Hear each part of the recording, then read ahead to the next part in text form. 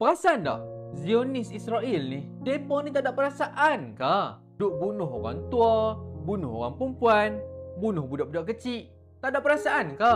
Sedangkan binatang pun ada perasaan dengan anak dia. Dia sayang anak dia. Yang ni tak ada perasaan. Bunuh sana, bunuh sini. Pernah tak terlintas macam tu dalam kepala otak kita? Mereka ni tak ada perasaan ke? Kalau pernah terlintas, inilah jawapan yang saya rasa boleh bagi semua orang faham. Okey, tengok saya. Bani Israel dulu ni, untuk pengetahuan semua, mereka ni Allah Ta'ala bagi banyak Nabi dekat mereka. Rasul pun sekali juga Allah bagi. Allah bagi Nabi, Allah bagi Rasul paling banyak dekat Bani Israel. Tahu tak apa yang mereka buat? Mereka bunuh para Nabi. Nak tahu berapa banyak? Betul ni nak tahu? Lepas tahu, tolong share, tolong repost, tolong copy link masuk dalam grup. Bagi kat semua orang. Sebab video ni takkan FYP punya. Confirm takkan FYP. Bagi semua orang tahu. Bunuh 70 orang Nabi setiap hari.